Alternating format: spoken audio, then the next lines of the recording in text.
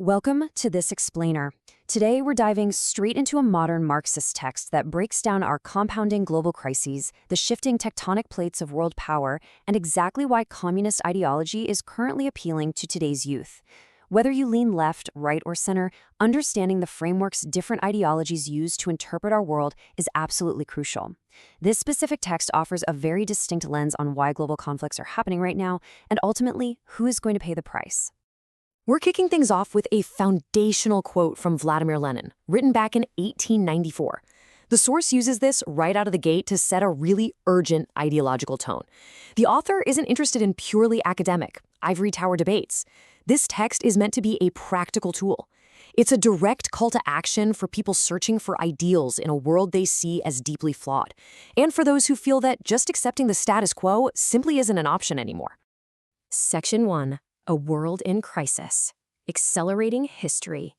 The text makes the case that to actually understand our current reality, we have to recognize we're living through an incredible acceleration of history. The global landscape is literally fracturing right in front of us. The author observes the sharp decline of the United States as the undisputed global hegemon, and contrasts that with the explosive development happening in China and India, nations that together represent over a third of humanity. Meanwhile, European countries, which spent the last century destroying each other in devastating wars, are now unifying just to survive this intense new economic competition. The main takeaway here? Declining powers will fight tooth and nail to keep their privileges, while emerging nations are aggressively demanding their space on the world stage. And the human cost of all this geopolitical shifting? It's immense. The text points to UN Food and Agricultural Organization data showing that current global food crises are pushing an additional 100 million people from being merely underfed into severe malnutrition. The source uses this staggering number to drive home the point that these power struggles aren't just abstract political theories. They are causing tangible, devastating consequences for a massive chunk of the human population. Section 2. The Illusion of Peace. Debunking the Myth. Now, you might remember the optimism of the 1990s, but the author actually argues that the whole idea of a peaceful, cooperative world after the Berlin Wall fell is basically a myth propagated by the ruling class to keep everyone docile. To show how dangerous that false sense of security is, the text uses this fascinating quote from English historian Arnold Toynbee, recalling the Victorian Belle Epoque in 1897. The atmosphere back then was total euphoria, this belief that history and disaster only happened to other people. The text draws a direct parallel to our era, warning that rich societies get lulled into laziness right before massive historical catastrophes, like World War I, completely blindside them. And honestly, the post-Cold War timeline sharply disproves the whole peaceful capitalism narrative. Since the Berlin Wall fell, which was supposed to be the exact moment we entered a new era of global cooperation, the guns haven't actually fallen silent for a single day. Just look at the continuous, bloody conflicts. The Gulf War, Yugoslavia, Chechnya, Afghanistan, the new Gulf War, and so on. The author argues that whenever the balance of power shatters, the ruling classes will not hesitate for a second to initiate more massacres to protect their interests. Section 3. The Global Youth, Vanguard of Change. So, who actually confronts this massive system? The text points to World Bank estimates showing there are roughly 1.2 billion young people worldwide between the ages of 15 and 24. That is 18% of the entire global population. The author doesn't just see this as a demographic statistic, but as an immense, untapped potential force that literally has the power to alter the course of history. But how do you unite 1.2 billion people across totally different cultures? Well, the text argues they are actually united by a shared condition. Consider this contrast. On one hand, you have the opulent oasis of Europe, where 60% of youth in places like France and Italy go to university, yet still face crushing economic insecurity.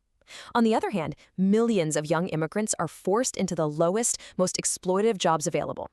The source contends that because both of these groups share a common condition of exploitation and insecurity under capitalism, they represent the only truly international class destined to overthrow the existing society.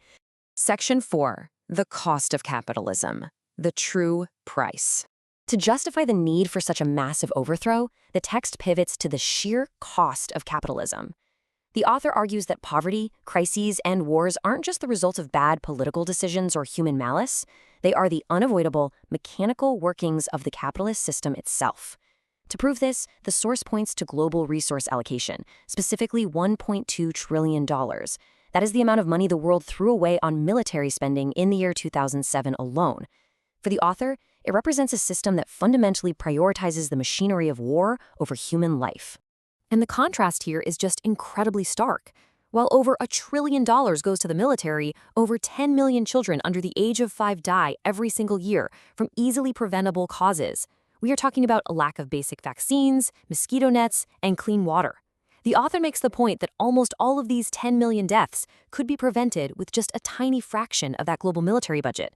It proves the resources absolutely exist, but the current social systems simply refuses to allocate them to human need. And it gets worse. The source points out that this system actively destroys youth. The text brings up the horrifying reality of the stolen youth, the 300,000 children currently used in military bodies across 24 different countries. It highlights historical atrocities, like the Iran-Iraq War, where young boys were forced to walk ahead of advancing troops to clear landmines with their own bodies. The author views these not as isolated, sad tragedies, but as the direct, cynical results of imperialist wars designed to protect ruling class interests. Section 5. The Communist Alternative. Combating barbarism. So what's the proposed solution to all this? The text lays out its vision for the communist alternative, specifically defining the necessary resistance as the communist vanguard. These aren't described as naive utopians. Instead, they're perceptive, intelligent youth with zero tolerance for degradation, whether that's drug use or just general social disengagement. The author states that these communists learn to swim against the stream. They subordinate their own individual desires to the larger rhythm of history and class struggle, taking on the massive task of interpreting the common interests of the entire human species. The text concludes by envisioning a totally different kind of society, one operating on this famous principle, from each according to his ability to each according to his need.